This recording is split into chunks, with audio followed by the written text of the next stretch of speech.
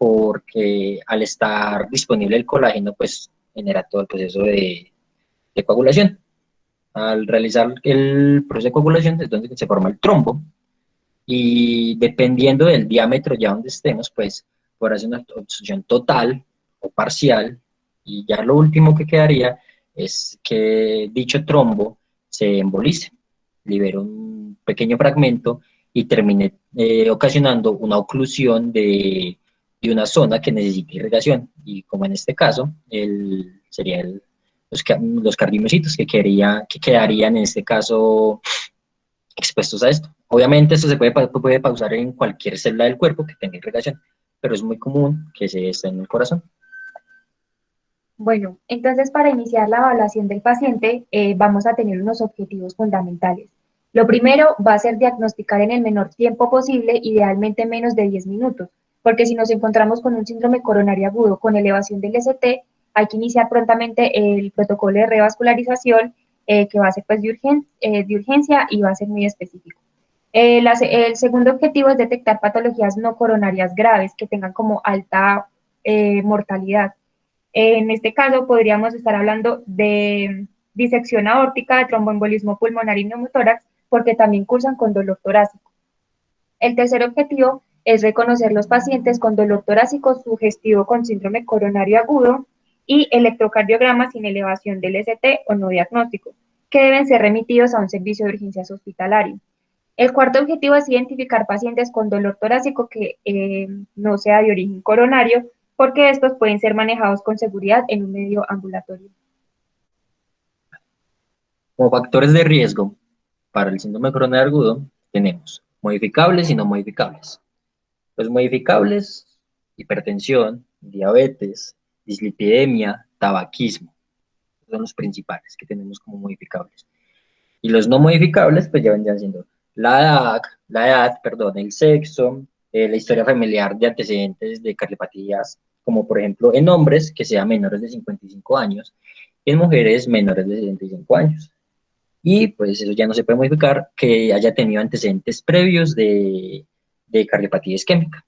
Y también tenemos los cardíacos y extracardíacos.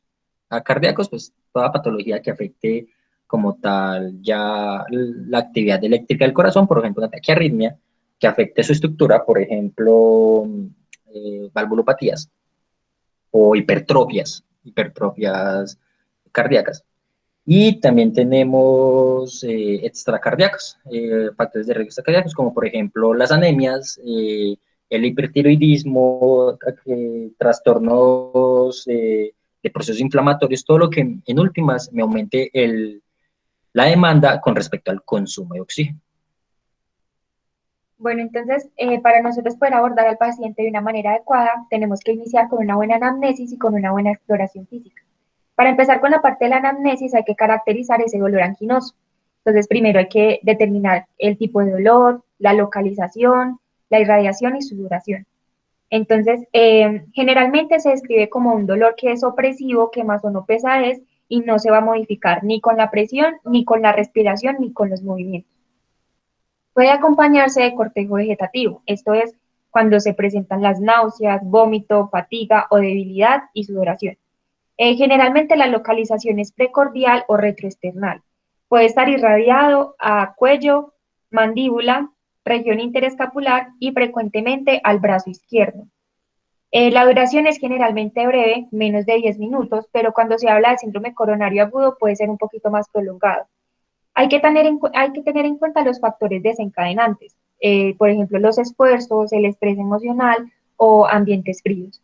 También es importante tener los factores atenuantes o determinarlos cuando puede ser el reposo o cuando se administra nitroglicerina sublingual. Entonces se va a hacer como una pequeña clasificación de la angina, según las tres características anteriores descritas. Entonces se habla de angina típica cuando se cumplen las tres características anteriormente descritas.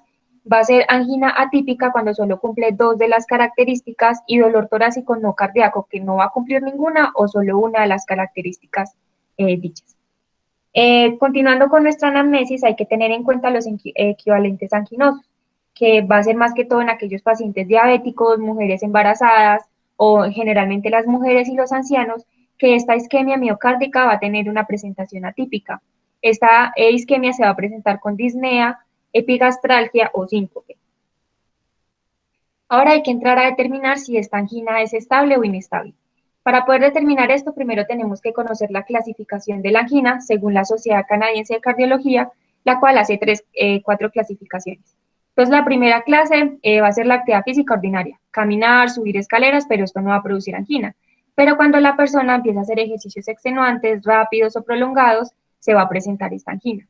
La clase 2 es una limitación ligera de la actividad ordinaria.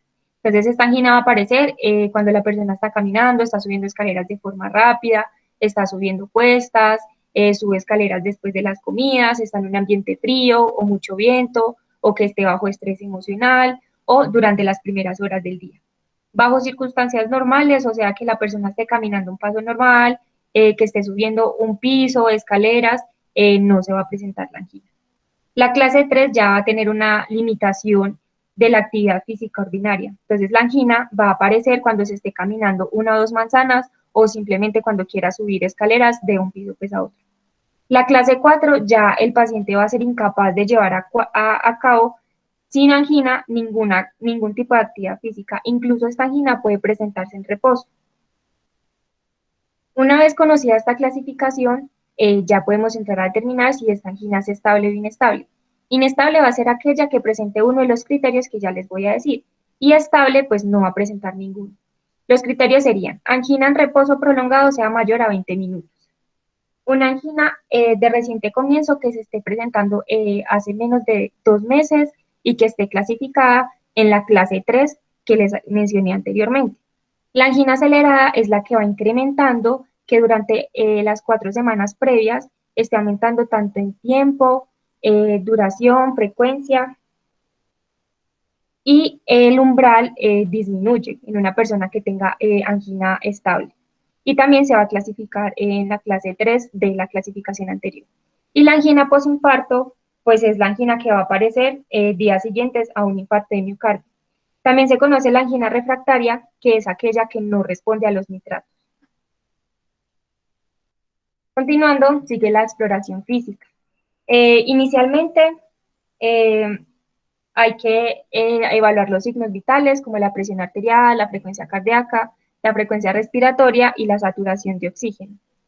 Es muy importante la inspección del paciente porque puede poner en manifiesto la afectación de su estado general. Por ejemplo, que esté con su posición durante el dolor o la sudoración. También es importante la auscultación cardíaca porque esta nos va a objetivar crepitantes secundarios, nos va a objetar datos de taquicardia o bradicardia. También una irregularidad del ritmo o presencia de tercer o cuartos tonos. También roces que pueden ser por pericarditis aguda o soplos. Puede presentarse un soplo sistólico en foco mitral que va a sugerir insuficiencia mitral isquémica y un soplo diastólico en foco aórtico que puede sugerir insuficiencia aórtica en la disección de la aorta. Y en la auscultación pulmonar, pues nos va a objetivar crepitantes secundarios a insuficiencia cardíaca. También es importante la palpación de pulsos periféricos porque, como sabemos, en la disección de la aorta suelen estar asimétricos.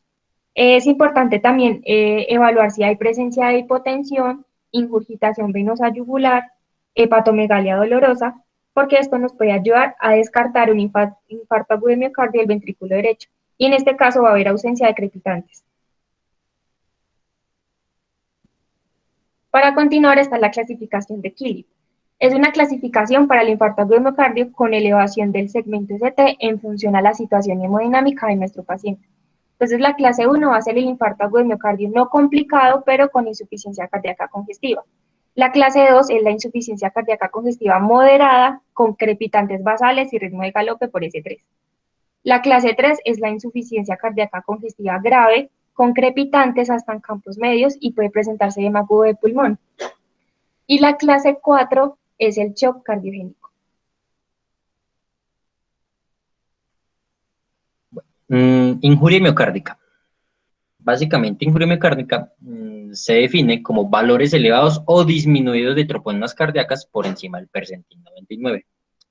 Si a la injuria miocárdica, es decir, Si a la elevación o disminución de troponinas le agregamos clínica más electro, tendríamos ya como tal la definición de infarto agudo de miocardio. Si no, simplemente se enumera injuria miocárdica. Y hay muchas causas de injuria miocárdica en las cuales, por ejemplo, no se elevan, no hay infarto agudo de miocardio. Ejemplo de miocarditis, por ejemplo. Y ahora tenemos los tipos de infarto. Bueno, entonces el infarto de miocardio tipo 1.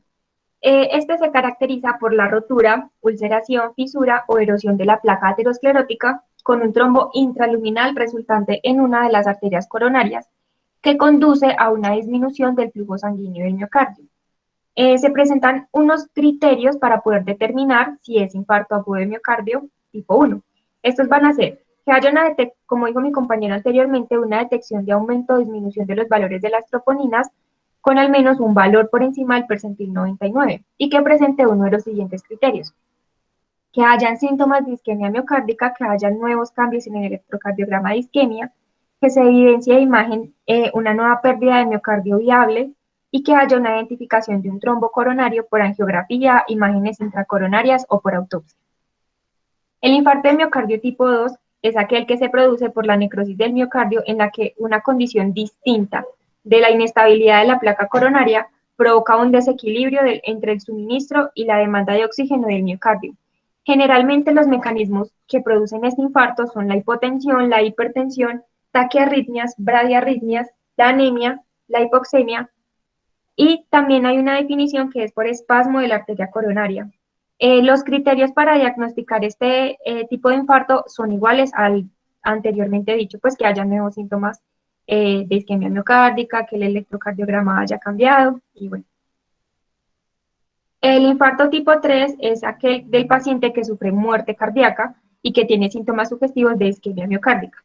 Entonces, los criterios pues van a ser esa muerte súbita que el paciente presentó, está acompañada de presuntos nuevos cambios isquémicos en el electro o fibrilación ventricular. Pero estos pacientes mueren antes de que se puedan obtener las muestras de sangre para identificar los biomarcadores, para saber si estos se aumentaron y se haya podido detectar pues este infarto de miocardio por autopsia. Si este se identifica, pues ya entraría a clasificarse. El infarto de miocardio tipo 4 se clasifica en 4A, 4B y 4C. El 4A es el que se debe a la angioplastia percutánea y los criterios es que haya un aumento mayor de 5 veces sobre el percentil 99 y si está alterada, que haya un aumento mayor al 20% y que sea igual también mayor a 5 veces sobre el percentil 99. El tipo 4B es trombosis del stent y este tiene como una clasificación temporal. Entonces va a ser agudo si es de 0 a 24 horas, va a ser subagudo si va entre 24 horas a 30 días, tardío entre 30 días y un año y muy tardío superior a un año. El 4C es por la reestenosis del stent. Estos también entran con los criterios diagnósticos igual al infarto de miocardio tipo 1. Y el infarto de miocardio tipo 5 es el cual se da en un bypass o cuando se hacen puentes coronarios y este puente se ocluye y pues se da el infarto tipo 5. Los criterios diagnósticos para este es que haya un aumento mayor a 10 veces del percentil 99 y si está alterado, que sea mayor al 20% en aumento y mayor de 10 veces sobre el percentil 99. Bueno, entonces las manifestaciones clínicas, como ya había mencionado anteriormente, es un dolor retroesternal opresivo, generalmente es como si un elefante se parara sobre el pecho del paciente y se irradia a mandíbula, brazo izquierdo o a ambos brazos. Puede ocurrir que no haya dolor torácico, sino que se presenten los equivalentes anginosos que les comenté hace rato. Pues inicialmente hay que hacer una toma de electrocardiograma a todo paciente por encima de 30 años que tenga dolor torácico. Encima de 50 años que presente equivalentes anginosos y mayores de 80 años con dolor abdominal, náuseas o vómito. Medidas generales. Entonces, ahora, necesitamos enfocar el paciente. Digamos que estamos en un pueblo, estamos en, yo qué sé, la Arboleda Caldas, y son las 2 de la mañana, llega nuestra enfermera de turno, nos toca la puerta. Doctor, llegó un paciente como que llegó medio maluquito. Entonces uno va y lo interroga, señor, cuénteme qué tiene. Y el paciente dice, no, tengo un dolor en el pecho. Entonces a este dolor torácico, uno debe hacer un enfoque. Primero, el ABCD. Obviamente, mirar que la vía aérea esté permeable, mirar cómo está la frecuencia cardíaca, la frecuencia respiratoria, cómo está la saturación, mirar cómo está, en este caso, los pulsos, ya sea periféricos o centrales, cómo está la piel, cómo está la temperatura, y buscar signos de hemorragia, y pues a ver si hay algún déficit neurológico o no. Después de esto, evidenciamos de que el paciente, entonces le hacemos una correcta historia clínica. Antigüedad, cuénteme hace cuánto comenzó, en qué lugar tiene, de intensidad de 1 a 10, qué tanto es ese dolor que usted presenta, cómo es la característica de este dolor, si irradia o no se irradia, y qué lo empeora o qué lo mejora. Entonces, después de hacer una correcta historia clínica, averiguar antecedentes patológicos y antecedentes quirúrgicos, a este paciente lo que debemos hacerle es, independientemente de lo que estemos sospechando, una radiografía de tórax y un electrocardiograma. ¿Listo?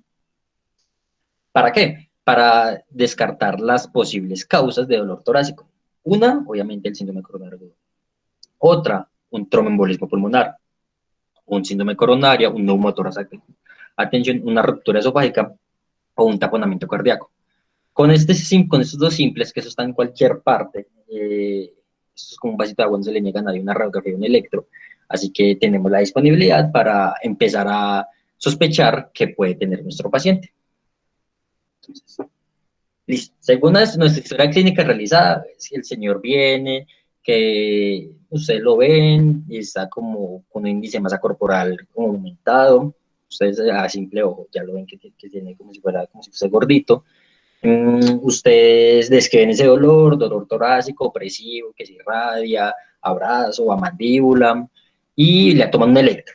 Siempre tienen que tomar un electro de 12 derivaciones. ¿Listo? Una vez tomamos esto es lo nuevo que tiene la guía del 2020 para el manejo de infarto agudo de miocardio. Y es que la toma de las troponinas, ¿cierto? Estas enzimas cardíacas que nos determinan si hay como tal pedazos de corazón en sangre o no, se deben tomar a la 0, es decir, apenas llega el paciente, y a la hora. Estas son las troponinas ultrasensibles. ¿Listo? Debemos de evidenciar si hay cambios o no en esas troponinas. Si hay un cambio por encima del percentil 99, señor, lo hospitalizaremos y ya miraremos qué se le hace. ¿Listo? Dependiendo de nuestras condiciones. Si le hacemos una angioplastia o si le hacemos una trombolisis. Ya veremos cuáles son las condiciones especiales. Si no, si vemos que a las 0 y 1 horas no hay modificación, pues podemos esperar y retomar otra vez las troponinas de este paciente a las 0 y a las 2 horas. Si efectivamente las troponinas salen negativas y no tenemos cambios en el electro, pues directamente podemos considerar al paciente que tiene bajo riesgo y podríamos considerar otro manejo.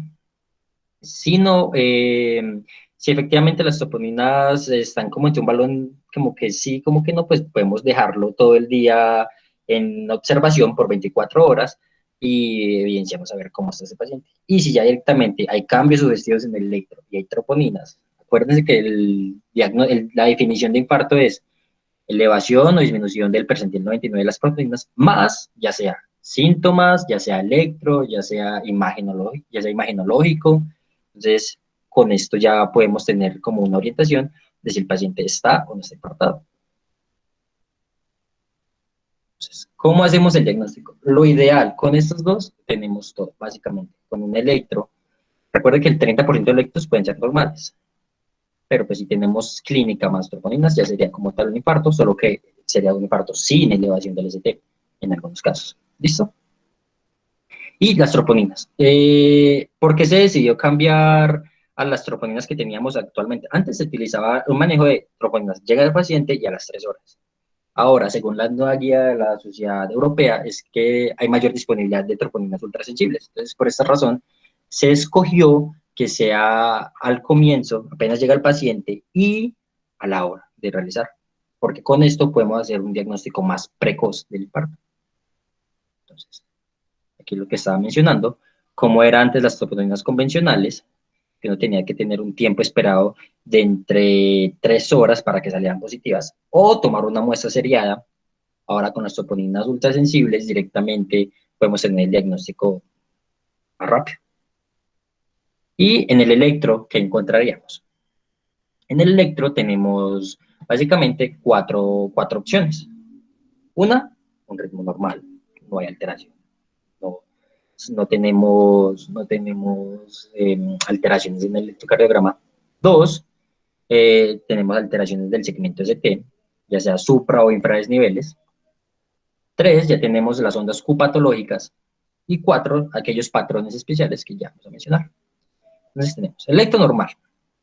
Este no hay problema, ya todos sabemos identificarlo, que hay una onda P, que antes de un QRS, que esa onda P sea positiva, que ese QRS que sea menor de 120 milisegundos, que el segmento ST no esté por encima de 1 milivoltio, y que la onda T sea simétrica. Entonces con esto, bien, es un electro normal y de 12 derivaciones, listo. Ahora tenemos las inversiones de la onda T.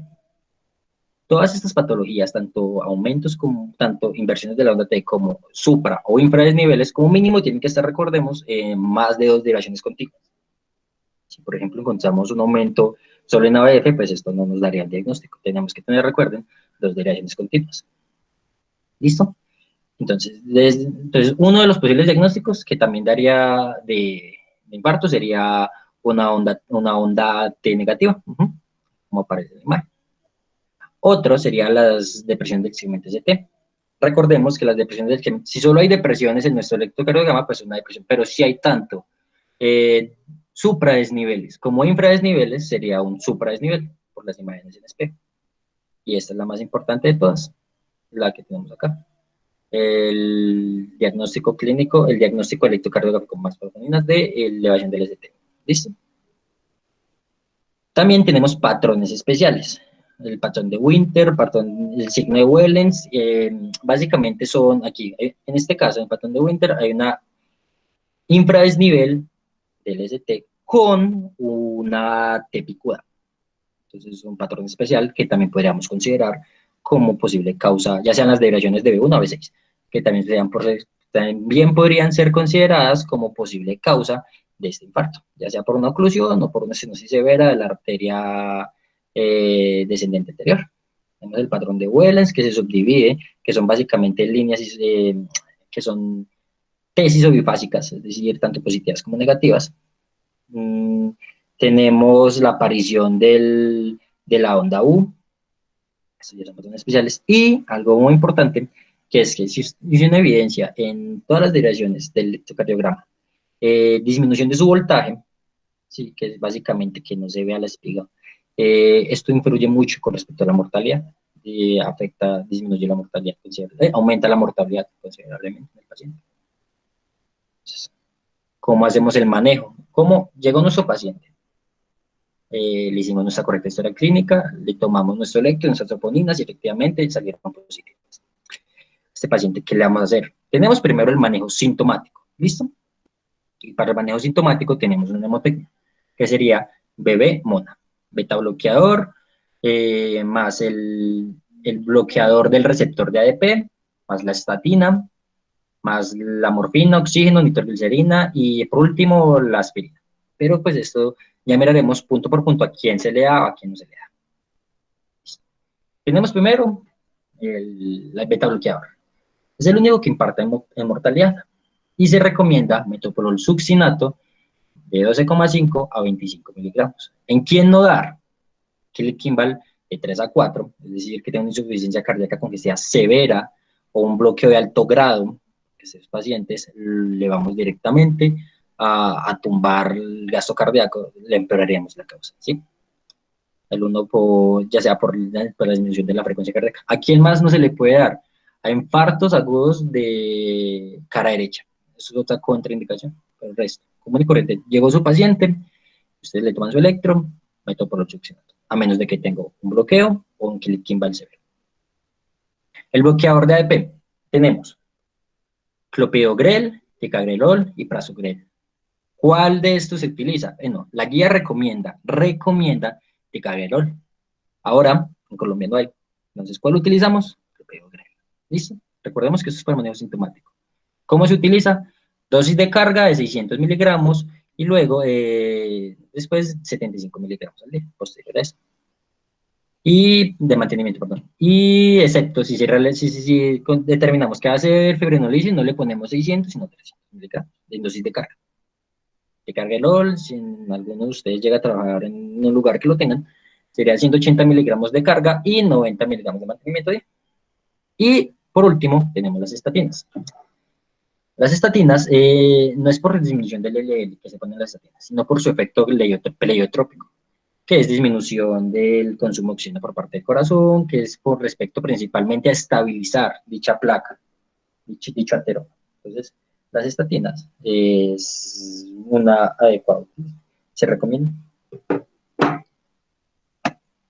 Después tenemos morfina y oxígeno. Estas están muy como debatidas y depende a quién le ponemos morfina y a quién le ponemos oxígeno. Si el dolor es muy intenso, no cede, si el paciente se siente angustiado porque doctor, mire que me va a morir, ¿qué me va a hacer? ¿Por qué no me hace nada? ¿Por qué no me da algo para ese dolor tan intenso? Hombre, esto le aumenta, si el estrés le aumenta el consumo de oxígeno, si le aumenta el consumo de oxígeno, empeoraremos dicho infarto. A este paciente, a los que el dolor es incontrolable, le ponemos la morfina. ¿Y el oxígeno a quién se lo ponemos? No, a nosotros nos enseñan oxígeno en monitor, en este caso no. ¿Por qué? Porque el oxígeno tiene un efecto vasoconstrictor. Entonces, ¿a quién solo le ponemos oxígeno? Al paciente que esté desaturado, es decir, menor al 90%. Nitratos. Nitratos se recomiendan sublinguales. Entonces, el dinitrato isosorbide de 5 miligramos sublingual cada 2 a 3 horas. O tenemos el monitrato isosorbide cada 20 miligramos cada 6 a 8 horas. ¿Listo? ¿A quién no dar los nitratos? Pacientes hipotensos. ¿Listo? Porque esto es un vasodilatador. Y la aspirina. La aspirina, a menos de que tenga una contraindicación severa, un sangrado, por ejemplo, de vías digestivas altas, pero de resto la aspirina se utiliza 300 miligramos de carga y 100 miligramos día. Este es el manejo, recordemos, debemos hacer el manejo sintomático, es decir, llegó el paciente y necesitamos como tal controlar dicho dolor. Ahora, a todo paciente con infarto como con elevación del ST, lo ideal es reperfundir. Si tenemos una oclusión, tenemos que volver sí o sí a destapar dicha coronaria. Entonces tenemos estas dos, la angioplastia versus la trombolisis. De una vez, ¿cuál es la ideal? La angioplastia. Esto es lo ideal que debemos hacer siempre. Ahora, pues no siempre se tiene. ¿Y cuáles son las indicaciones? Entonces, la angioplastia máximo, hasta 2 horas de primer contacto con el médico, ¿cierto? Tiempo ventana aguja. ¿A quién más se la angioplastia? Si tenemos síntomas de inestabilidad hemodinámica, sin importar la hora, y si el paciente por X y motivo fue al motivo de consulta, recibimos un electro porque ya que tenía una operación, tenía algún procedimiento, y se le hizo un electro de rutina y salió positivo, y el paciente ustedes lo miran y no tiene síntomas algunos, está tranquilo, o ya mejoró los síntomas, entonces usted dice, bueno, tenemos hasta 48 horas para hacer una angioplastia. ¿Listo? Entonces, máximo, conclusión, máximo 120 minutos, es decir, máximo 2 horas, y si el paciente está inestable hemodinámicamente. ¿Y en quién sea la trombolisis? En aquellos pacientes que no se pueden hacer angioplastias. ¿Listo? Si la angioplastia se demora mucho. Si estamos en Charco, Tolima, por ejemplo, que esté, yo que sé, a 8 horas de Ibagué, pues directamente este paciente no alcanzamos a llegar, entonces deberemos realizar una trombolisis. Entonces, si determinamos que se va a hacer trombolisis, ¿cuánto tiempo tenemos que hacerlo? A los 10 minutos, máximo 10 minutos. Si la angioplastia no era opción. Y pues un máximo hasta de 12 horas de haber iniciado los síntomas. ¿Listo? Entonces, recordemos el algoritmo. Tenemos nuestro paciente con alteración con un patrón sugestivo de infarto en el electro. Y tenemos el diagnóstico con las troponinas. Recordemos, a pesar de que las troponinas lleguen, empecemos a manejar al paciente. Pongamos, si ya tenemos los síntomas, ya tenemos el electro, con esto podemos empezar a manejar los síntomas del paciente, sin necesidad todavía, tenemos que confirmarlo, pero sin necesidad todavía de tener las troponinas. Entonces pensamos, ¿tengo tiempo para hacer la angioplastia? ¿Sí o no? Si tengo tiempo, es decir, si digamos yo estoy en Chinchiná, pero alcanzo a subir a Manizales, pues entonces esperemos y llevemos al paciente a que el hemodinamista se encargue de hacer esto. Esto es lo más rápido posible. ¿Listo? Ya hasta ahí terminaría nuestro trabajo. Tendríamos que ir con él hasta la ambulancia y que ya como tal en el hospital de alta complejidad se encargue. Si no, ¿qué hacer? Le ponemos un fibrinolítico, un bolo primero. Recordemos, antes de los 10 minutos, si determinamos que en 2 horas no podemos hacer una angioplastia. Y con él de inmediato le ponemos el bolo, tenemos que llevarlo sí o sí a que le hagan la angioplastia. Tenemos que llevarlo a que el hemodinamista se encargue de él. ¿Listo? ¿Con qué se tromboliza? Streptokinasa, 1,5 millones de unidades de 30 a 60 minutos intravenoso o alteplasa. 15 miligramos, un bolo intravenoso y posterior a él una infusión continua de 0,75 miligramos kilogramos cada vez por 30 minutos. A estos pacientes también se les debe anticoagular.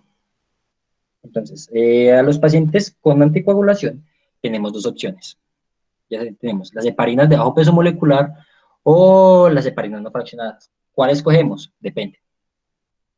Recordemos que la actividad antitrombótica y anticoagulante de la heparina no fraccionada está principalmente relacionada con la inhibición tanto del factor 10A como de la trombina. ¿Listo? ¿Qué parece? ¿Esto qué quiere decir? Más que las heparinas de bajo peso molecular solo afectan el factor 10A. ¿Esto qué quiere decir?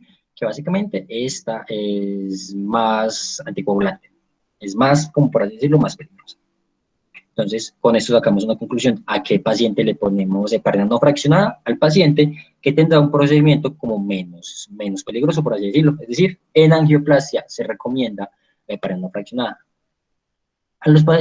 Más que a aquellos pacientes que se les va a realizar trombolisis, es los que escogemos las heparinas de bajo peso molecular, con fondaparinux o enoxaparina.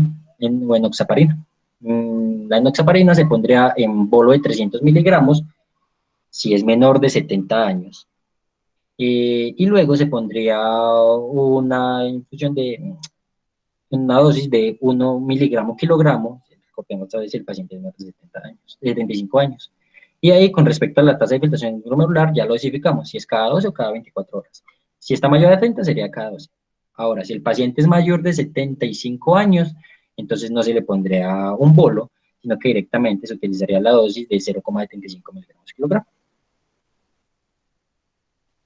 Entonces, después de esto, de este tratamiento, de hacer el manejo sintomático, de escoger si se tromboliza o si hace la angioplastia y de anticoagular al paciente, ¿qué debemos hacer? Este paciente sí o sí debe ir a UCI, debe estar en una unidad de cuidados intensivos. Ya allí, como mínimo, el paciente debe estar 72 horas en UCI. Y obviamente se le debe hacer un eco, ya como tal ya se encargarán de él, un eco intrahospitalario y recomendaciones de estilo de vida. Señor, deje de fumar, señor, deje de consumir tanta grasa, señor, tiene que hacer ejercicio, en fin, ya tendríamos que educar al paciente, porque obviamente si lo sacamos de esta, pero dentro de 6 meses vuelve con otro infarto, el pronóstico será supremamente desalentador. Listo, nuestro paciente ya le hicimos nuestro manejo, ya lo tratamos, le hicimos nuestra angioplastia, ya estuvo en UCI y salió. Entonces, señor, ¿cómo se va a ir usted para la casa? Veamos de la siguiente manera. A sus pacientes, la guía recomienda, esto es lo que puso la guía, antiagregación dual. Ya miramos en quiénes no. Entonces, se recomienda aspirina, que sería de 100 miligramos día, junto con algún bloqueador del receptor de AIP, clopidogrel o ticagrelol. Recordemos que el ticagrelol no lo tenemos. ¿Listo? De igual manera, utilizamos la dosis que teníamos antes para el ticagrelol, que sería de 100 miligramos. ¿Listo?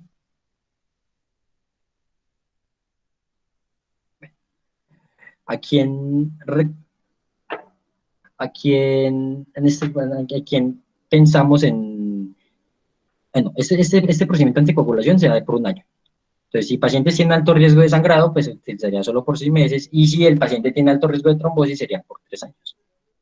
Y después de este manejo de un año, pues, el paciente por vida va a terminar con aspirina, con su beta bloqueador a menos de que se esté contraindicado, con sus estatinas para que su LL esté por debajo de 70, en caso tal de que no se logren los primeros 3 meses, pues utilizamos otro, como por ejemplo ezetimibe.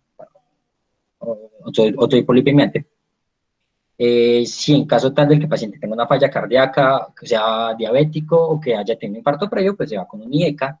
Y la espironolactona, el inhibidor de aldosterona, sea en pacientes que tengan una FEBI menor al 40%, más una de estas dos, una falla cardíaca o diabetes mellitus tipo 2. Bueno, en cuanto al manejo del infarto agudo de miocardio sin elevación del segmento ST, eh, se va a hacer el manejo sintomático igual como lo acabo de decir mi compañero Rubén con bebemona, pero además hay que hacerle una anticoagulación y una estratificación del riesgo. La anticoagulación se va a realizar principalmente con fondaparinol. La enoxaparina va a ser la segunda línea para el manejo pues, para anticoagulación plena. Va a ser igual como lo dijo nuestro compañero. Mayores de 75 años se va a utilizar dosis de 0,75 miligramos por kilogramo y si son menores de 75 años, 1 miligramo por kilogramo. Y la heparina no fraccionada se va a utilizar para el proceso de la angioplastia. La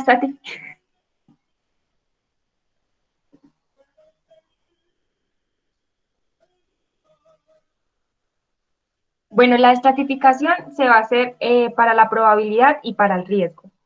En cuanto a la probabilidad, entonces esta se va a definir si es baja, moderada o severa.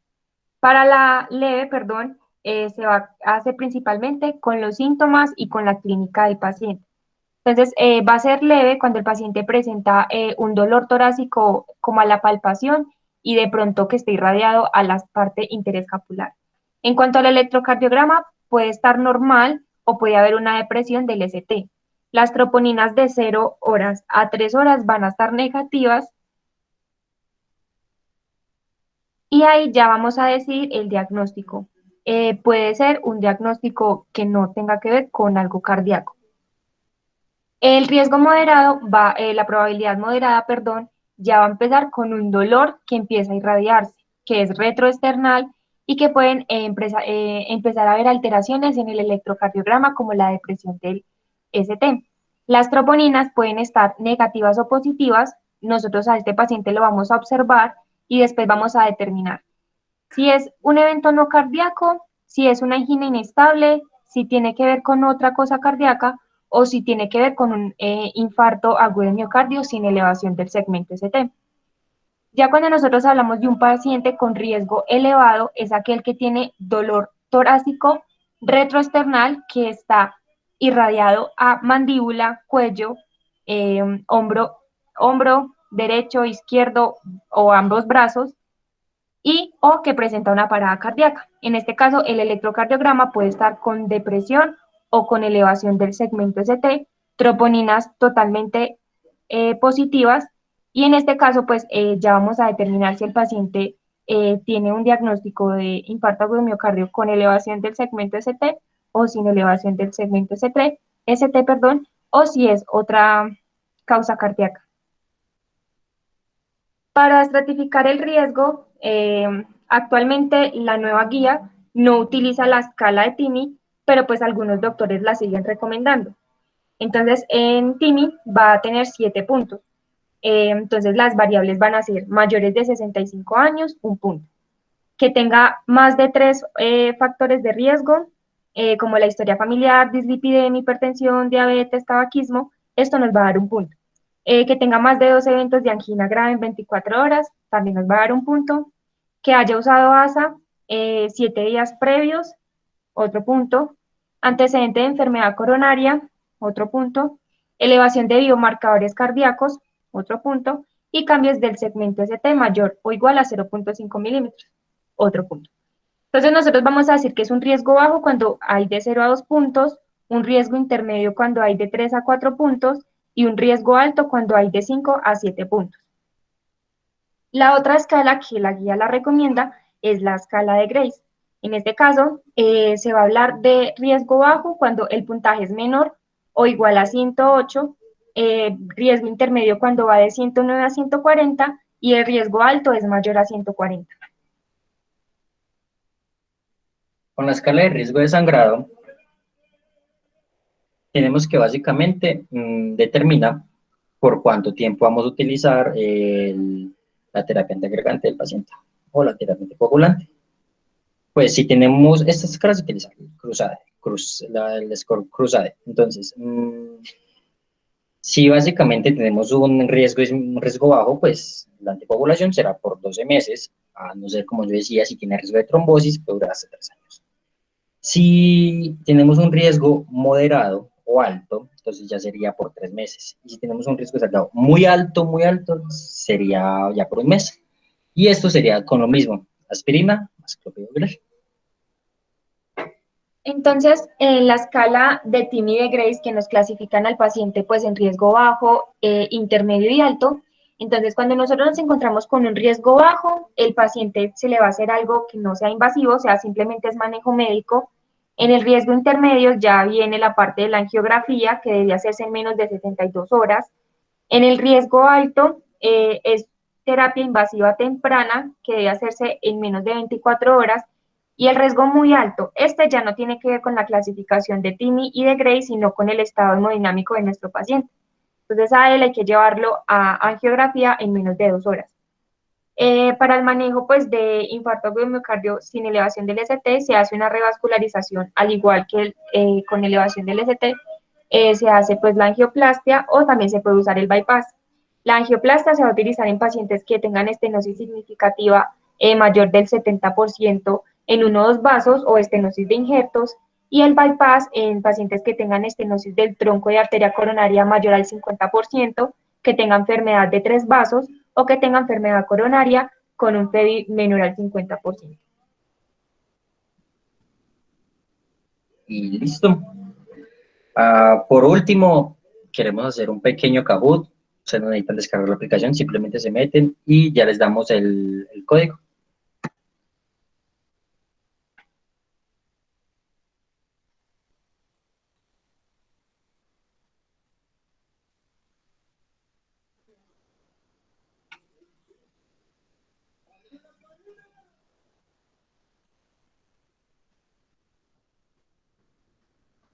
Bueno, muchachos, este es el código.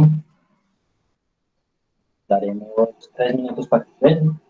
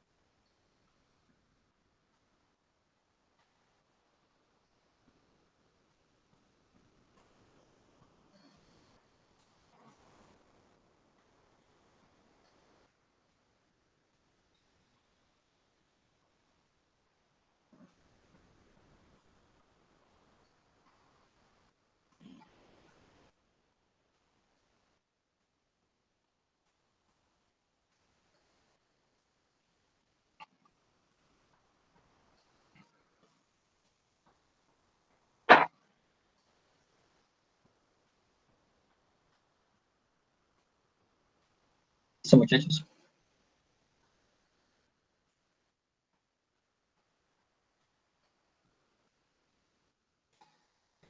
Entonces, empecemos. Síndrome coronario agudo. Paciente con dolor torácico opresivo, irradiado a hombro izquierdo de duración de 10 minutos. No responde al reposo, pero sin nitratos.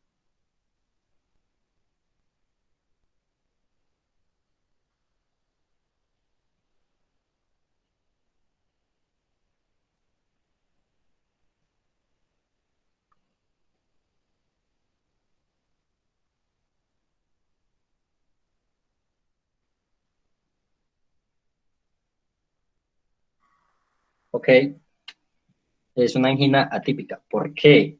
Recordemos que la típica es aquella que cumple los tres criterios.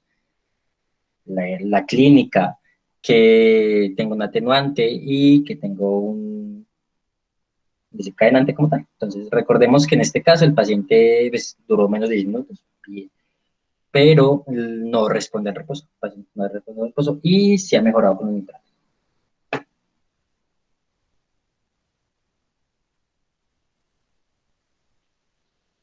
El infarto agudo de miocardio se define como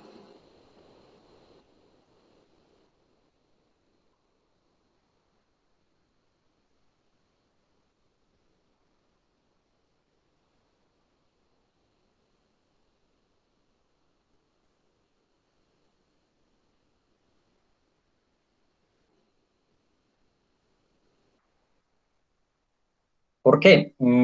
Recordemos que el de la definición dice elevación o disminución del percentil 99 de las troponinas más electro anormal o sintomatología o imagenología, como la kinesia ventricular. En este caso,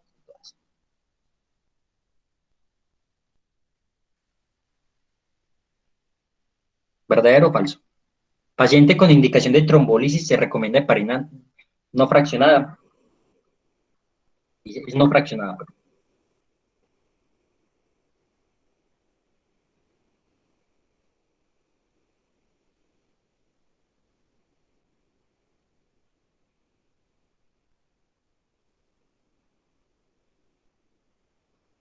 Recordemos que la heparina no fraccionada genera un bloqueo mayor. Entonces, por este caso, si lo vamos a trombolizar y encima ponemos un anticoagulante muy potente, pues esto aumenta el riesgo. A ese paciente sí se le pone una heparina, pero es de bajo peso molecular.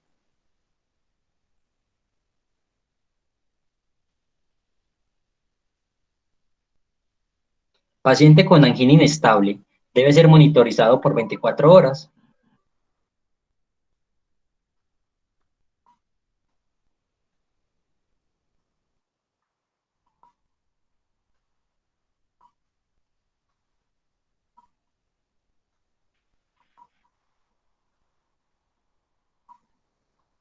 Muy bien, sí, hospitalícelo.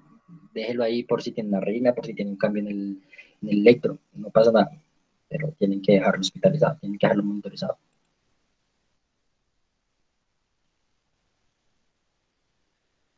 ¿Verdadero o falso? Indicación absoluta de morfina y oxígeno a todo paciente infartado. Sí, muy bien. Solamente si el dolor no mejora o si el paciente está saturado. Y la última, ¿en qué casos está contraindicado el uso de betabloqueadores?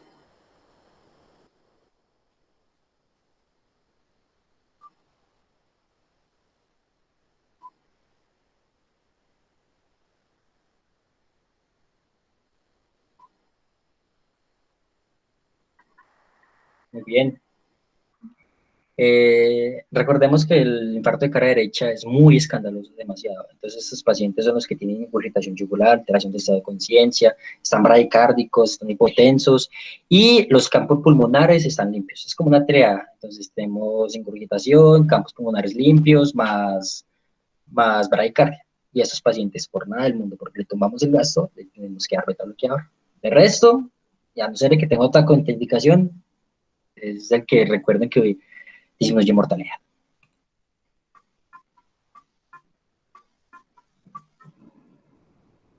Pero chicken, Pascal,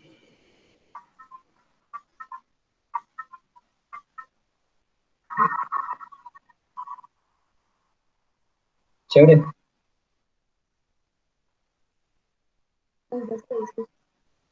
volando. Bueno, muchachos, esperen yo, pues, me salgo acá.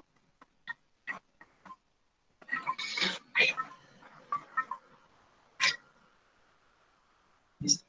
Muchachos, preguntas, dudas, inquietudes, cualquier pregunta hagan. Aparte aquí estamos los doctores, aquí están los doctores, aquí están los doctores. ¿Dónde está? Ya miramos. Ah, está. Bueno, pero bueno, dudas, preguntas, bien pueda. ¿Tienen alguna inquietud?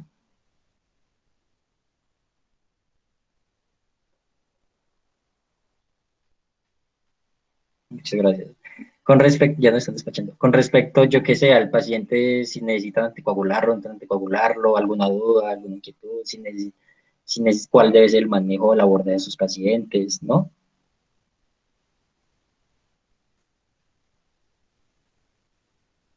Vale, adiós.